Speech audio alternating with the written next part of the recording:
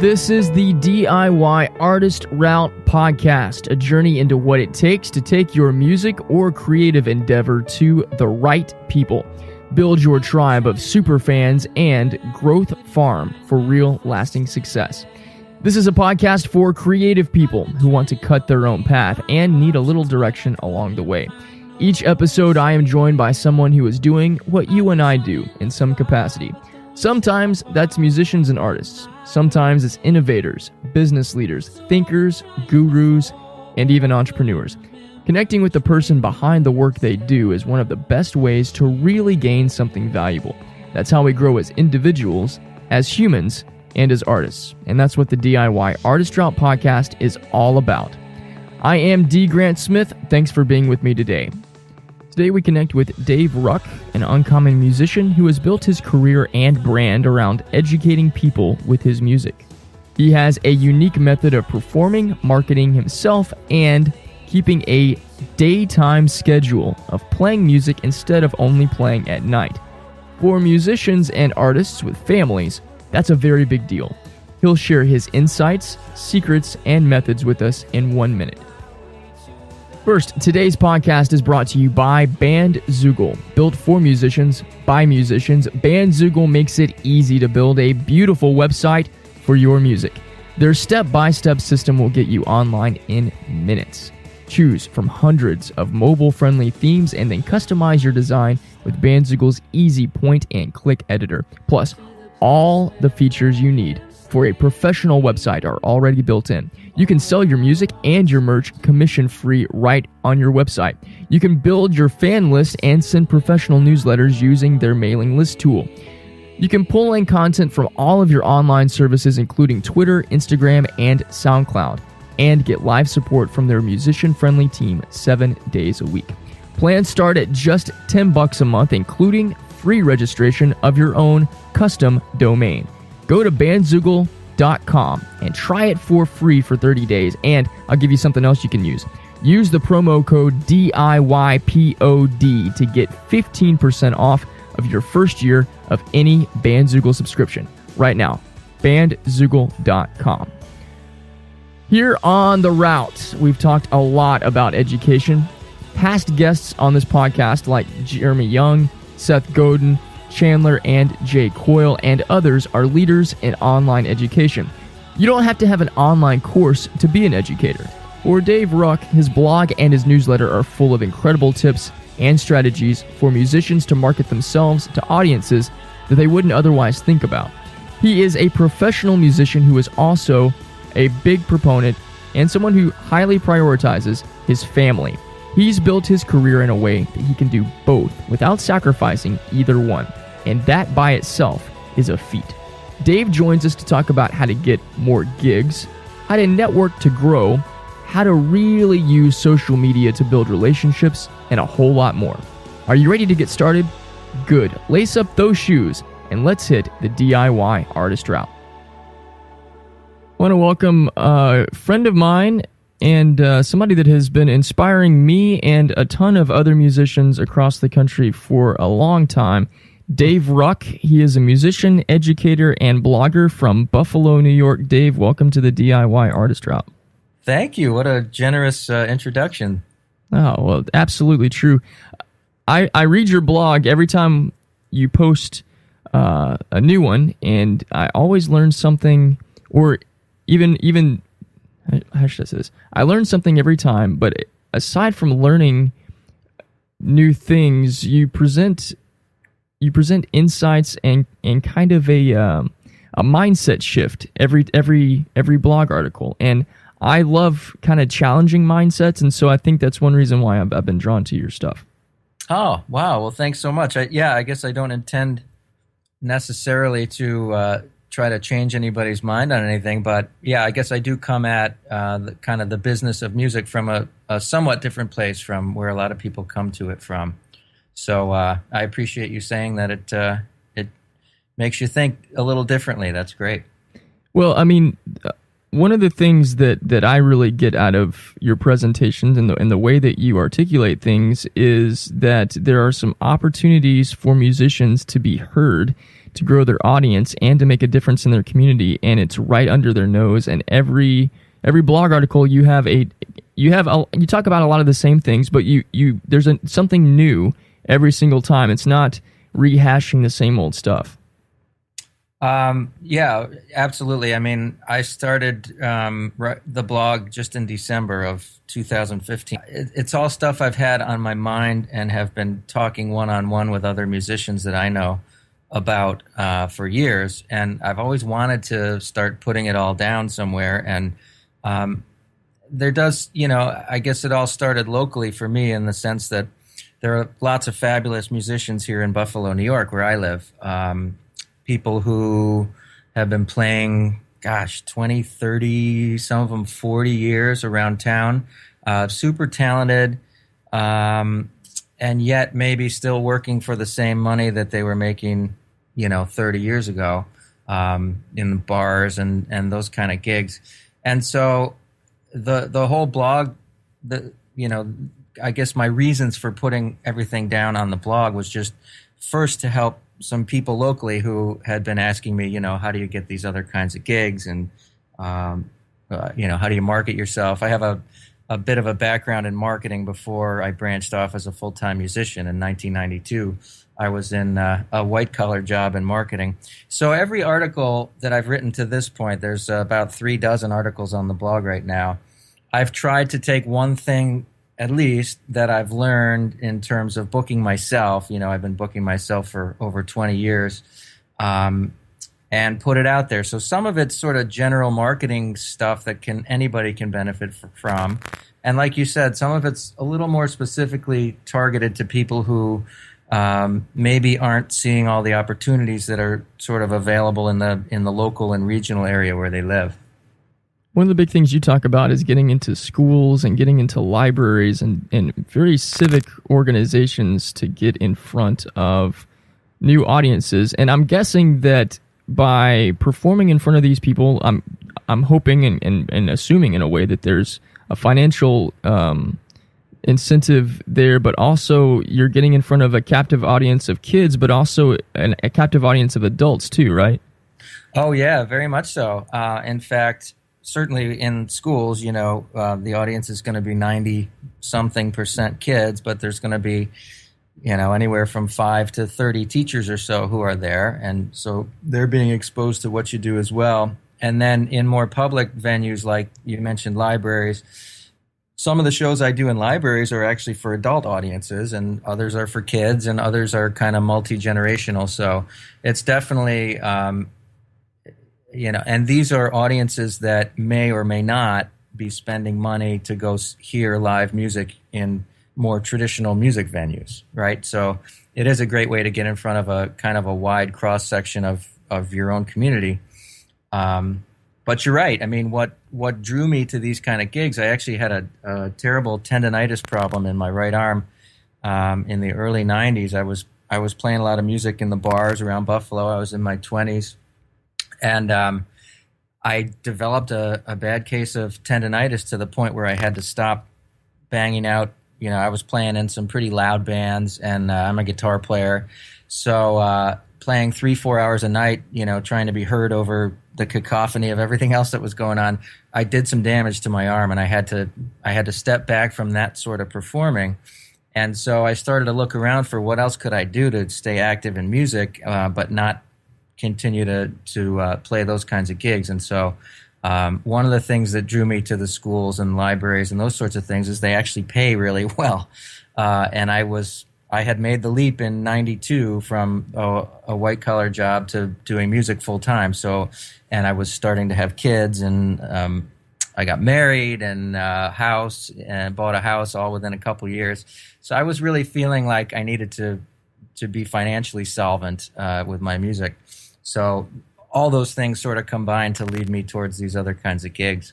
In regards to performing at schools and at libraries, could you kind of, give us like what are 3 steps that a musician could do if that all this is like, wow, I wouldn't mind getting in front of some new people and maybe making some money instead of playing a bunch of free shows at coffee shops.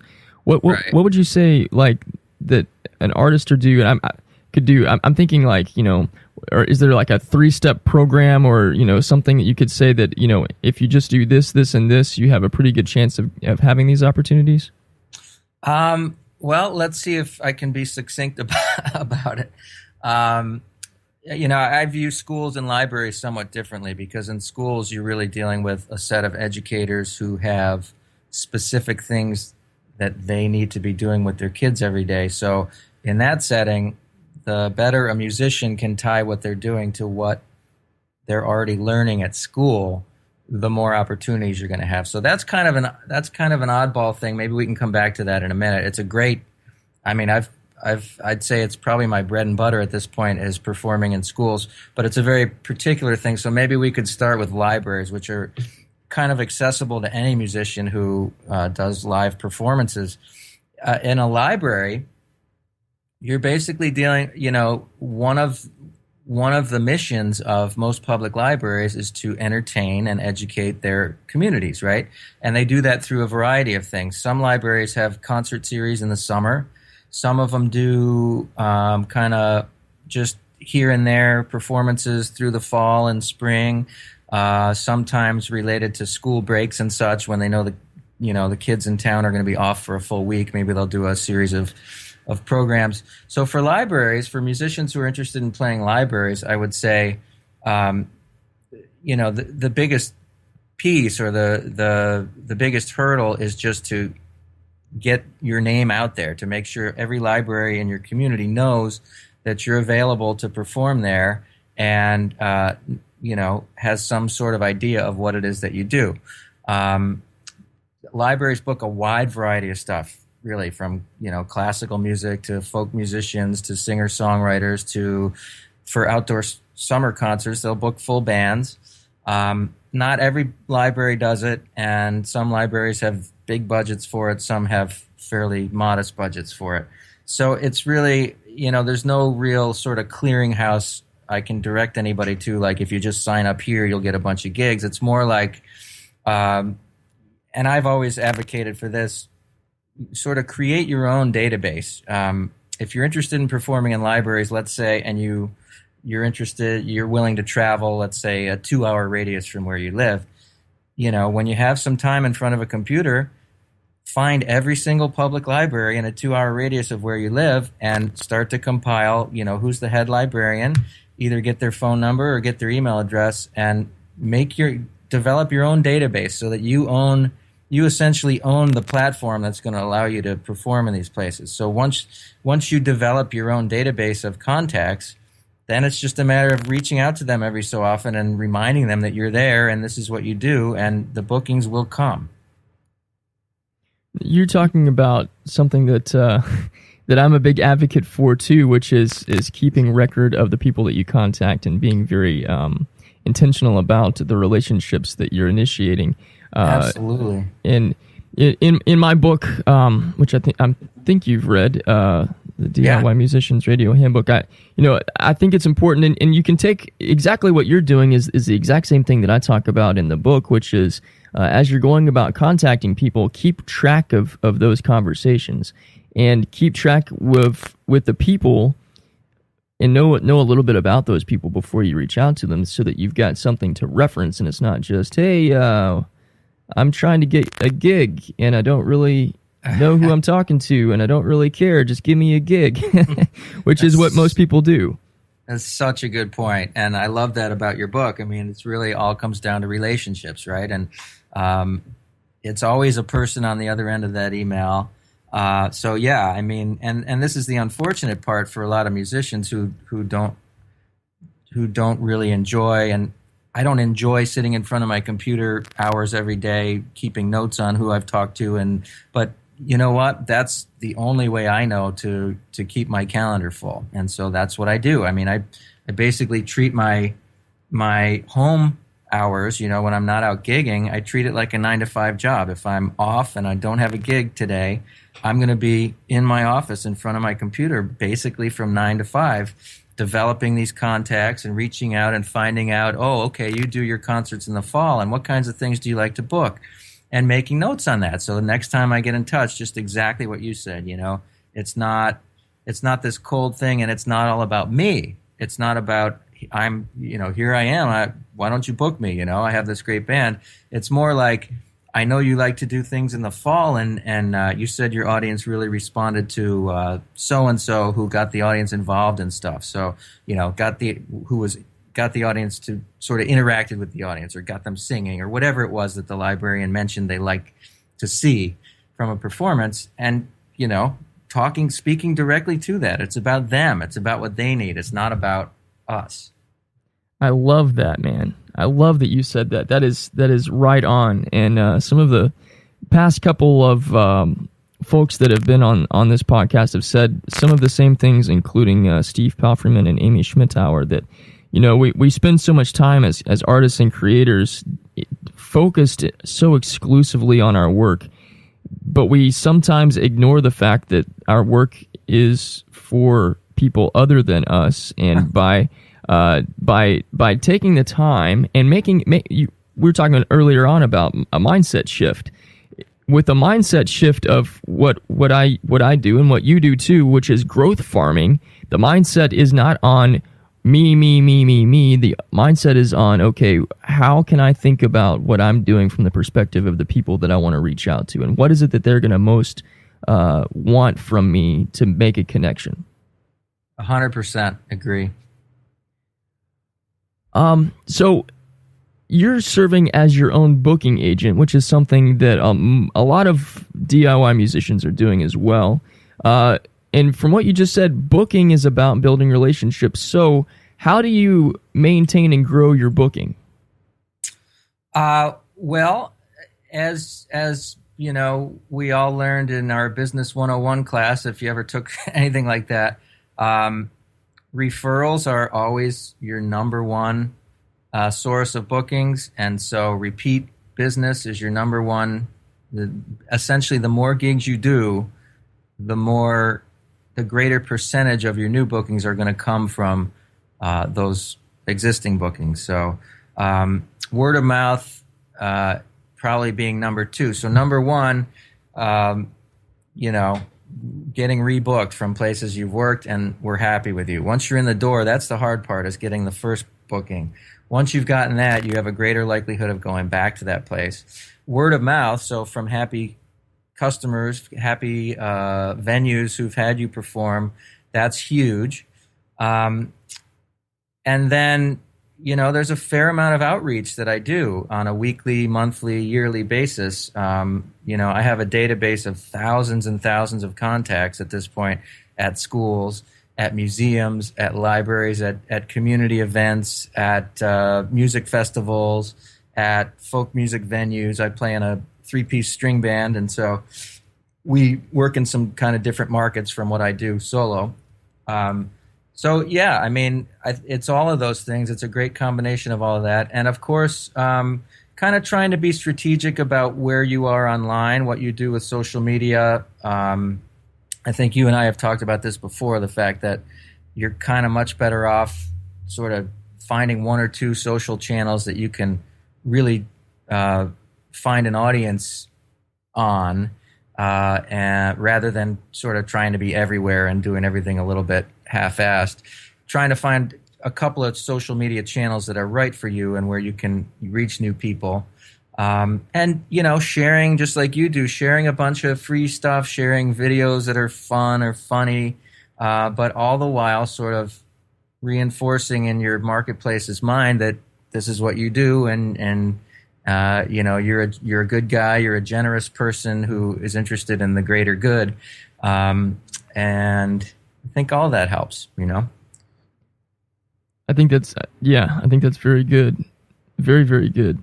I want to ask a little bit about the travel side, because you've got thousands of contacts in your in your book of people that you've worked with or people that you've networked with that you've done a bit of traveling outside of just the Buffalo, New York area. And, oh, yeah. And so with that in mind, for people that there are some artists that listening to you talk about your experiences and talk about how, as you said a minute ago, your bread and butter is doing gigs at schools and at libraries and at these civic public places. This might be kind of a mind-blowing sort of experience in terms of thinking about like, oh, well, that there's all these opportunities now that I never thought of before. In regards to distance and travel for this stuff, for people that are just starting to look at the potential of playing in front of these types of audiences, what would you say would be a good distance ratio for them to look at it, and what should they avoid?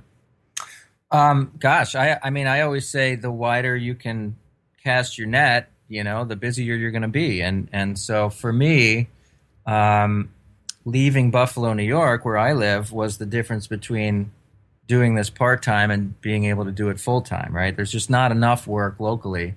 And I happen to live in a somewhat dense part of the Northeast, right, with a fair amount of population. Certainly for people who live out in the Southwest or other parts of the country that are less populated, it's even more important to, if you're interested in kind of being able to do this full time or making decent money at it, it's important to have a car that works really well. I drive for 10 years now. I've been driving a hybrid, a little Prius, which my kids can't stand.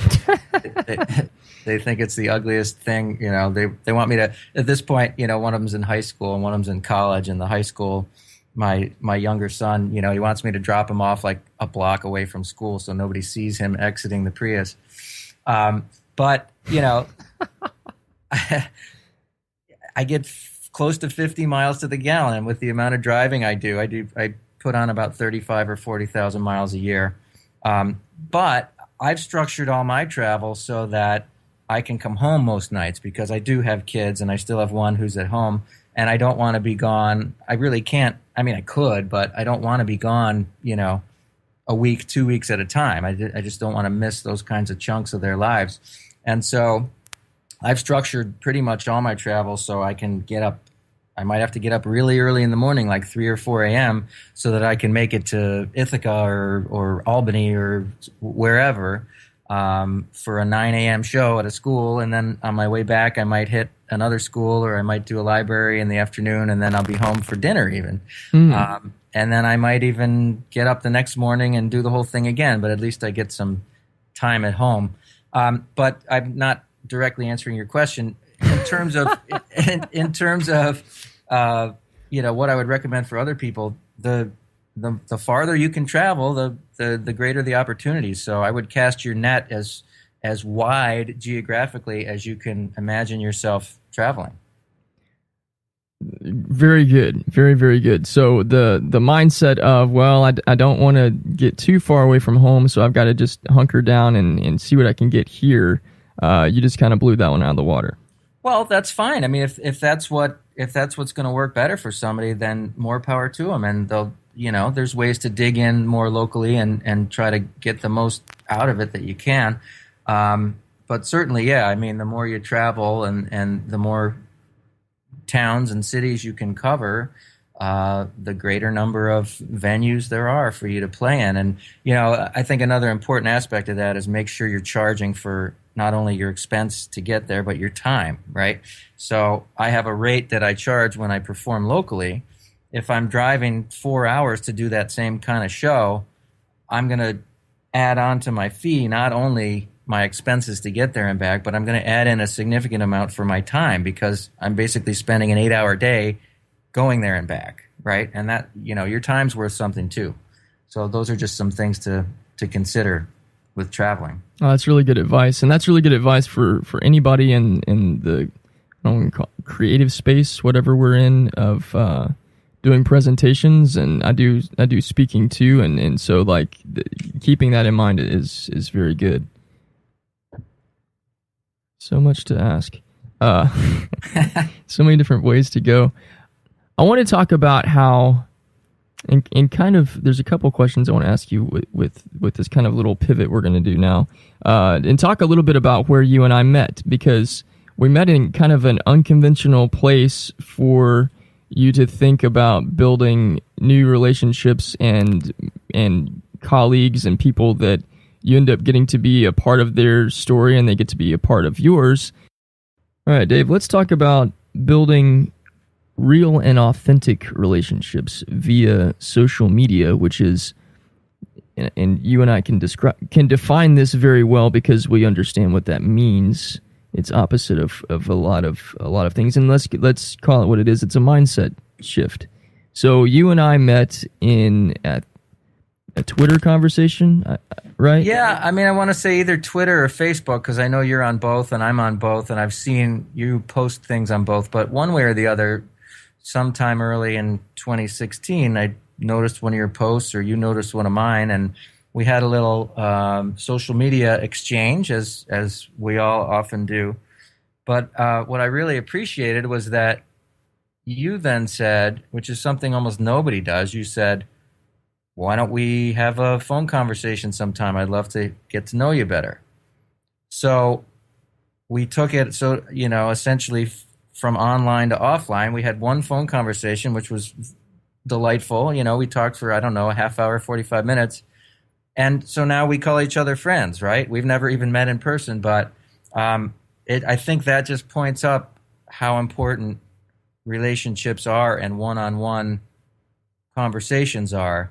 And I wish I worked more of that into my own world in terms of my social media interactions. Almost nobody takes a social media conversation and then picks up a phone and continues it, right? I think that was really, it was really eye-opening that you did that, and just, again, sort of reinforces that whole thing that I guess the sales and marketing world even have known for a long time, which is when the businessman comes and takes you out to lunch when the sales guy comes and visits your office and takes you out to lunch personally rather than just talking to you over the phone or by email, your whole relationship transforms because you've shared this sort of more intimate thing. Social media is sort of, it's great to connect with people on social media, but it's maybe the lowest rung on the connection chain. So, I think I was glad really glad you reached out to me, and I think it's just a smart way to go about relationships. Well, for me, the social media avenues create an opportunity to meet people and have the initial introduction to people that you might not have otherwise had. But it's right on with what you said. The difficult thing, I think, for all of us is there's a little bit of a trust barrier that we're like, okay, I followed you and I clicked the button, but do you really want to talk to me, or are you trying to get something from me?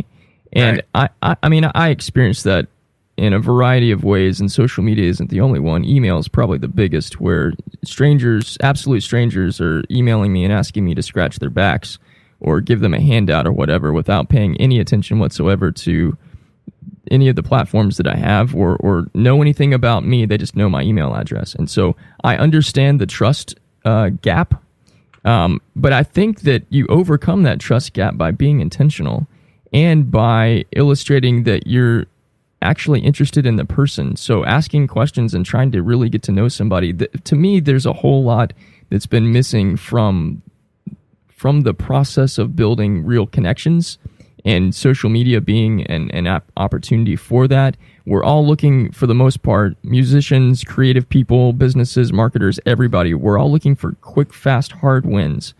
And when we don't take the time to actually get to know people and have conversations, then we really miss out on gold that's right in front of us, because we're going to give so much more to people that we're in real relationships with and we're really friends with than we are just people that we have clicked a button on a page that said that we're following, friends, whatever. Absolutely. Yeah, I mean, I couldn't agree more. And, you said we're missing some gold there when we don't talk in person. I think we're maybe missing more than gold. I think we're missing really the root of it all, which is, without that, it's just me talking about me or me sharing something on social media and Yeah, I'm not adding anything to your comment. It's very well said, and yeah, just can't overemphasize the value of those personal relationships. There's a good friend of mine, a guy named Shane Freeman out of Atlanta, who has this really cool music podcast called The Muse, and it's spelled Miews, I believe. But he and I, similarly to you and I, Dave, I think we both met on Twitter, and we did exactly what you've talked about. We had a phone conversation, and Shane is really smart. He's really well connected, and he's really wise in what he does. But one of the things that first struck me about the interaction that we had, and this is building on the thing that you just said about, we're missing more than just gold. He talks about how most people operate on this premise that it's all about who you know. And in a way that's true. I mean, that's an old-fashioned, business mantra and tactic of, you got to get out and get known and get to know people. But what he says is it's not about who you know, it's about who knows you back. And the thing that social media has, in the ways that it's been an opportunity for us to get to know new people, it's also been a hindrance in a way because we forget about the fact that the relationship is a two-way street, and somebody knowing you back is really where the gold is. And so that's, for me, like, what I do is, I don't spend a lot of time scouring Twitter trying to find some new person to talk to. But when I do see, a post or somebody that looks like what they're doing is really interesting, I will initiate a conversation, and the response is what I'm looking for. If they don't respond back, then that's not somebody I'm probably going to have a conversation with, because they're obviously not interested in even just texting a message back. But a response means, okay, cool, maybe we can get to know each other better. And that's really what I'm in the interest of doing, and I think that's what we're all should be in the business of doing, which is building relationships, and that's got to involve more conversation than just something that we're typing with our fingers. Absolutely. And if I can go back to the point a minute ago, I remembered what I was wanting to say and then forgot, which is you mentioned the importance of relationships and there being gold there. Without it, if I'm just blasting emails at people who I think would be interested in what I do, and if people are just blasting you emails, trying to get something from you, you're really missing the whole point, which is you're missing the most critical information, which is, what is that person that we're blasting? What is it that they want? What is it that they need? Because again, I mean, I wrote an article called, want better gigs. It's not about you. Mm-hmm.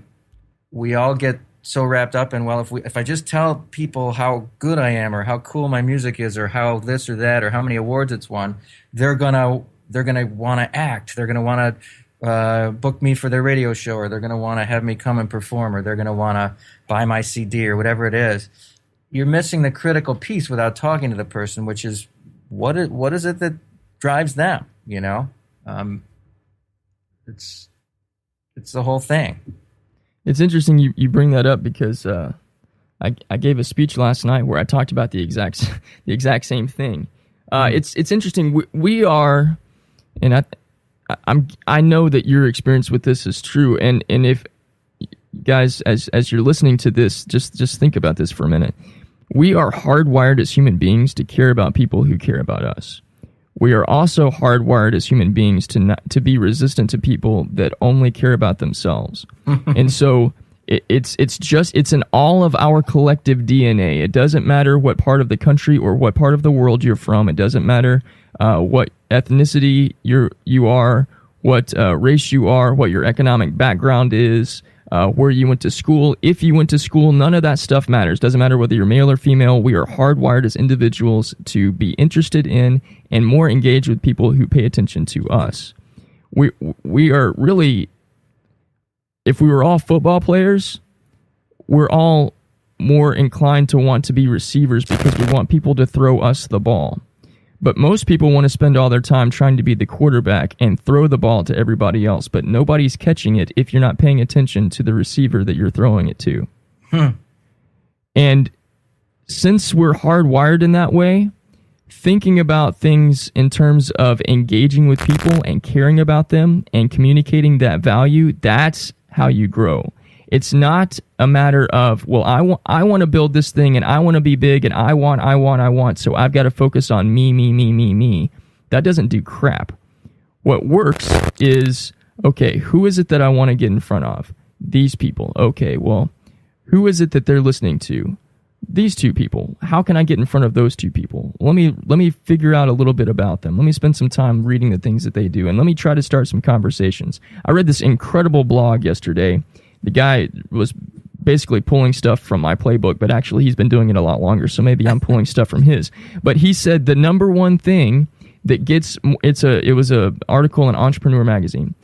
The number one thing that gets him business all the time and has been growing his business for the past 15 years is something that most people aren't doing, and he's absolutely right. It's not about pitching. It's not about having a marketing campaign that works and great visuals and all this stuff. He says he starts 100 powerful conversations with people every week, and in powerful conversations he builds interest, and he might not be giving a presentation, but you get people interested in what you're doing and willing to say yes from having conversations, not from being all markety and pitchy and salesy and gimmicky. Absolutely. And I never heard it put that way about, how those sorts of things are hardwired in our DNA, but it makes all the sense in the world. And when I think about most or maybe all of my best friends, they're all people who demonstrated a fondness for me maybe first, So think about that. I mean, we all, like you said, we all want to be we need to be listened to and feel like we're being listened to and appreciated, and that transforms the relationship for sure. And what I try to do, even in my sort of cold, if you will, marketing, the times when I'm sending an email to a couple thousand venues, offering a new presentation or whatever it is, I do lots of outreach all throughout the year. I try to work in as much language as I can from actual conversations I've had with people like the people that I'm emailing. So in other words, I take all that feedback, I intensely listen. Anytime I've been booked somewhere and I go there, I make sure to ask the person who booked me a bunch of questions about, so, how's your venue running this year? How have audiences been? Who else have you booked and what's gone over really well?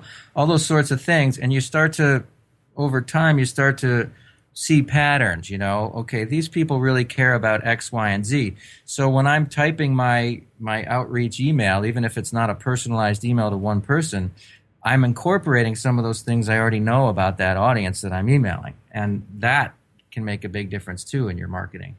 Absolutely. It was said, one thing that was said to me last night in my my speaking deal. The overall theme was about leadership, and the leaders of the meeting said, if you want to be a good leader, you need to understand how to be a good follower, and ask yourself the question: would I follow me if I were in the shoes of my audience, of the people that I'm trying to get in front of? And I was like, wow, that's brilliant. And he's like, it's in the same way, if you want to be a good presenter or a good speaker, you need to be a good listener so that you can know how to process what's being spoken and take action on it. And so in all of these ways, as we're talking about building relationships and growing and, succeeding as musicians and as creative entrepreneurs, the thing that we want to gain, we need to learn how to be and how to do.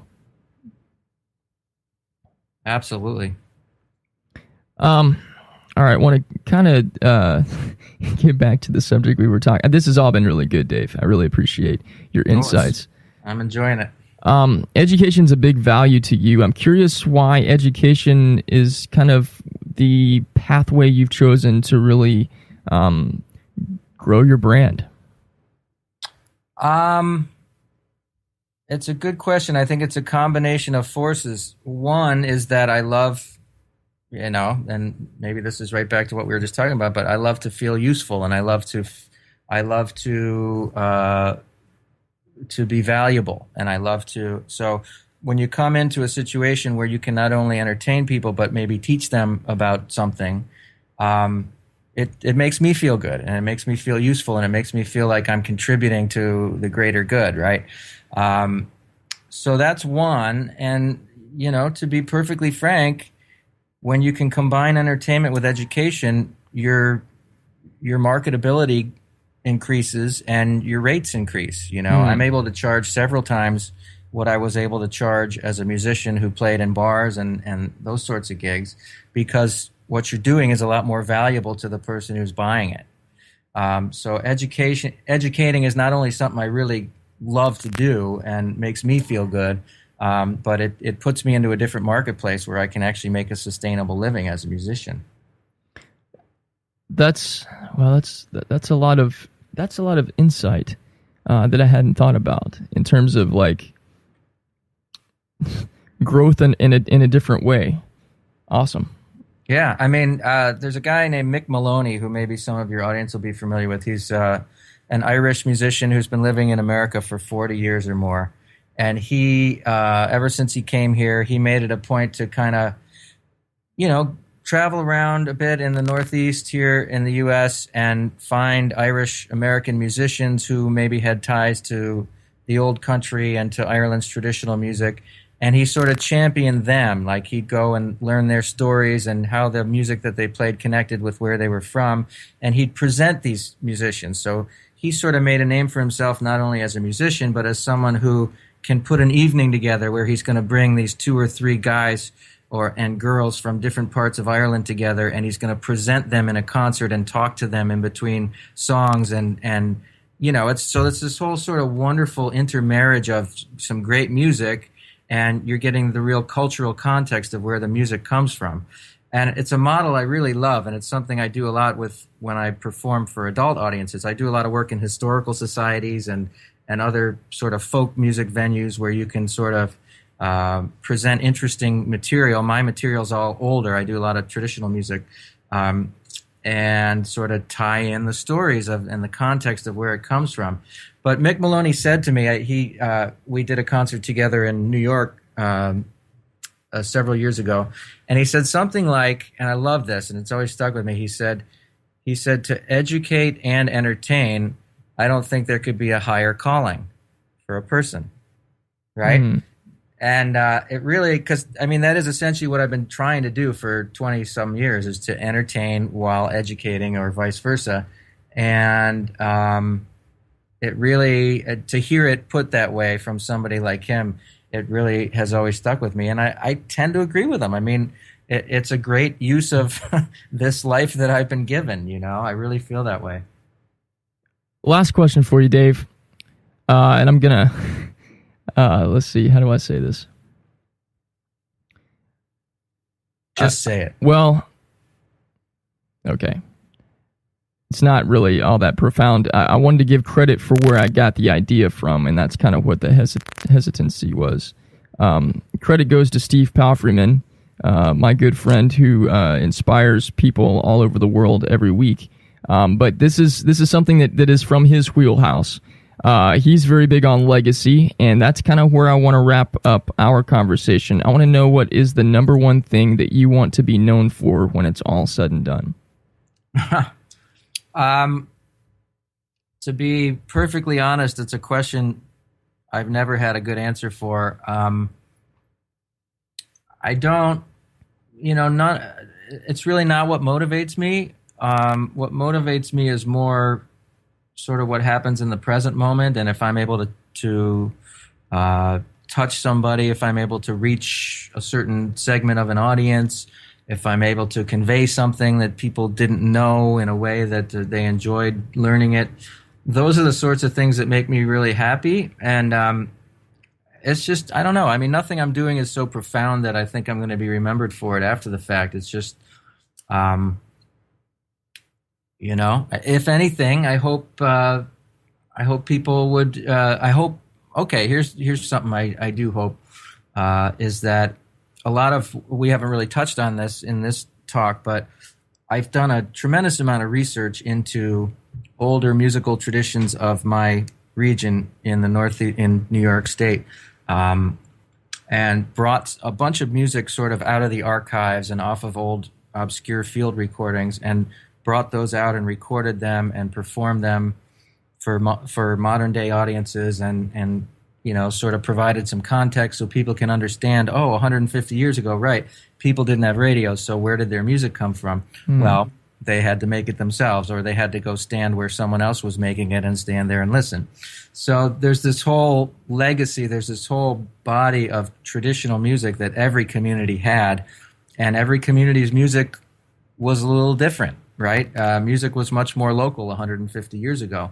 And so I've done a tremendous amount of research trying to dig out the old traditional music from my region. What were people singing and playing on their back porch or at a community gathering 150 years ago? And I've documented a lot of that. I've put websites together, and I've put CDs together. And so, if anything, that would be a great thing to be remembered for. Very good.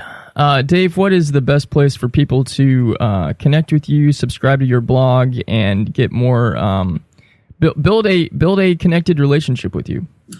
Well, any number of ways. I mean, my website is just my name, Dave Ruch, and Ruch is spelled R-U-C-H, so it's daveruch.com.